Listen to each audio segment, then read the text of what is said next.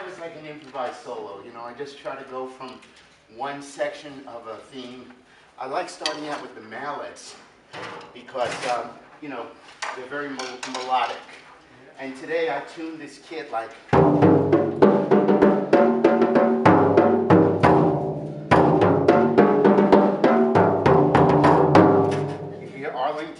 Arlington Racetrack, you know that. I just got it. I go there to visit my money, you know. So and then I went to the hands, you know, and those kind of techniques. The first guy that I really heard play hands, of course, was a wonderful genius named Chano Pozo, who played with Dizzy Gillespie, and they did Cubano chant, and he started that like something like that.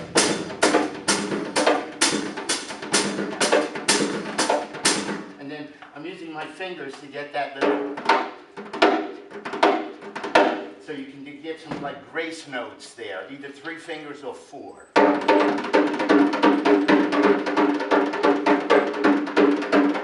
remember in 2012, I played the clinic here with Eddie Shaughnessy, and I was on right before Eddie, and you know, he was into the Indian concept, where he would scat like ta-ta-ta-ta-ta-ta-ta-ta, all the ta-ta things, and then he would play, answer himself, you know. So that's where that comes from. Then the brushes, nowadays, a lot of the work I do with my jazz quartet is on these 3 and 4 month cruise contracts, where we headline our own room for Royal Caribbean with my wife, who's downstairs in our booth, Bonnie. And you know, so the brushes in a jazz trio are very, very important. My favorite player originally was the great Joe Jones. Everybody remember Papa Joe? Sure. Yeah. So, you know, when I heard those records as a kid, I said, man, I got to learn how to do that. And I got to hear him many times in New York, you know. And then, of course, Clayton Cameron. And what I'm playing here is Clayton Cameron's brush. That's the Clayton Cameron brush. So it's got that hard end, so you can also get a drumstick sound, you know, do all sorts of things with it, right?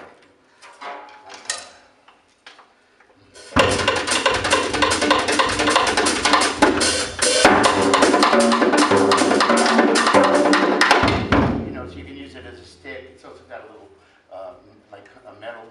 There's a lot of different colors you can get out of that. And you know, so those are the basic elements.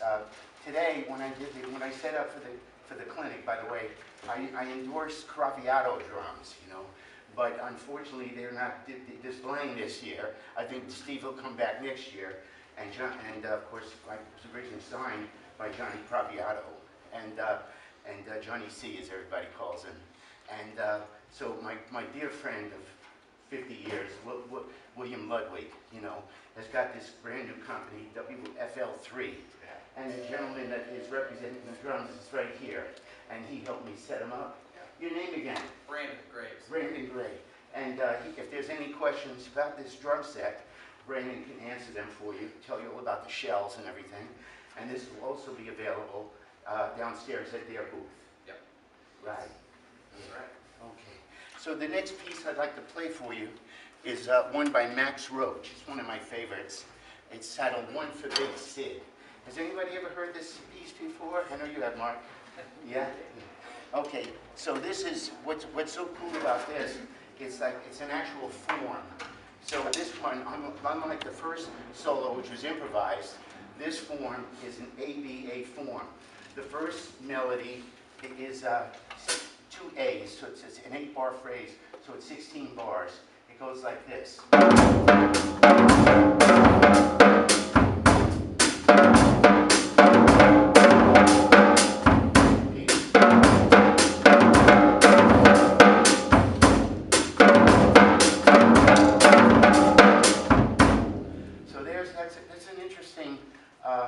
Piece, just that 8 bars repeated, because if you notice in the jazz idiom, the bass drum is not playing 4/4.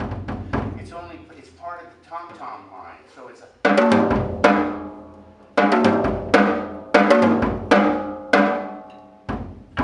See, so it's a very melodic.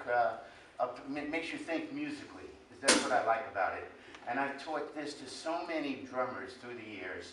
And I have it written out, by the way. And after the clinic, you're welcome to come up